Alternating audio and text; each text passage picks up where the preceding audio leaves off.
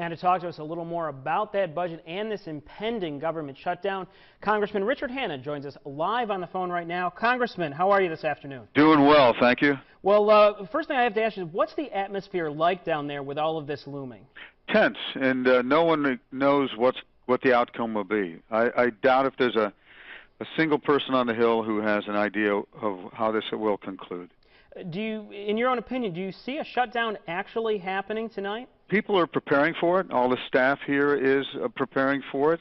Of course, we are not interested in the shutdown, have not been. I think it's a sign of failure and on the part of the Congress that they can't get a budget passed. I think we have to remember that this is a budget that should have been passed by the last Congress and was not, and now we're trying to work through it again.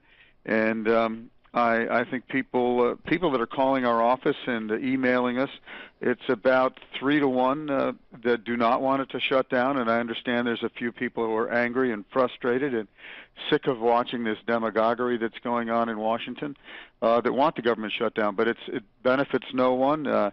It interferes with everything that we know about. Tens of thousands of workers would be laid off. The way it stands, veterans would have difficulties getting paid, at least in terms of it may not happen as quickly.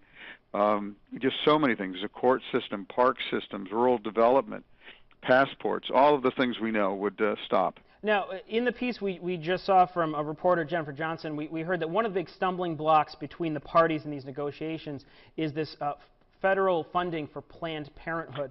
You know, in the past election, one of the biggest issues was jobs and the economy.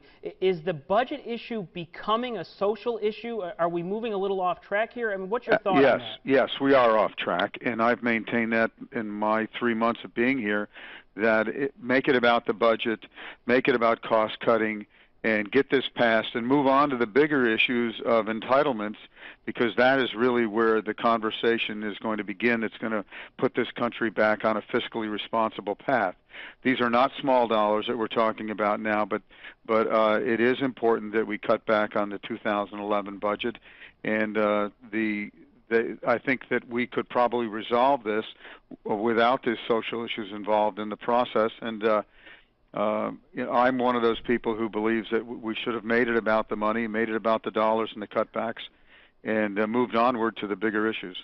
What's the whole process been like these past few days for you as a freshman congressman as you've seen this all unfold? Well, as one of the more independent people down here, it's interesting for me because I found myself being made maybe more valuable in the conversation rather than less, because I have maintained all along that this budget should be about the budget and we should get on to the bigger issues, as I've said, and that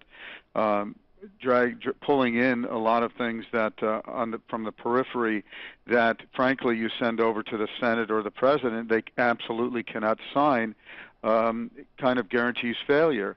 And we need compromise. On the other hand, the Senate has failed to come up with a bill of its own, and that has made it very difficult. So these constant continuing resolutions have gotten us this far, and we proposed one yesterday that would get us another week, which I signed on to, and that was rejected by the President. So we simply are in an impasse.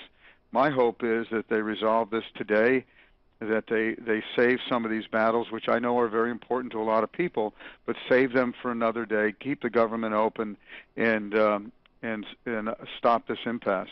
Now, Congressman, it's my understanding this is only a temporary measure good until about September 30th. So what happens if this does happen? What happens between now and September 30th? Well, that's the end of the fiscal year, so the September 30th, so that if we can get a resolution passed to fund the government through the rest of the year, we can get on to the big issues. And I think people really need to pay attention to how we resolve issues like Medicare and Medicaid and Social Security, because whether people think that we're trying to save them or not, the truth is they're failing under their own weight.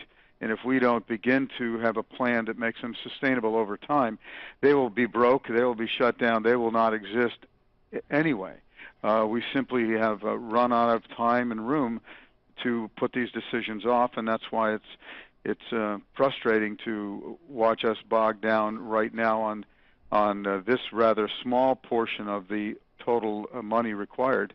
We also need to cut back. We also need to begin to talk about raising the debt limit and how we're going to handle that. So, Congressman, the last question I want to ask you is, what is your advice to your peers there in Washington to finally reach an agreement and get this done? my advice would be and is to pull these issues off the table, get a budget resolution that people can agree on, and move on to the big issues and save these battles for another day. All right, Congressman Richard Hanna, we thank you very much for joining us this afternoon. Thank you.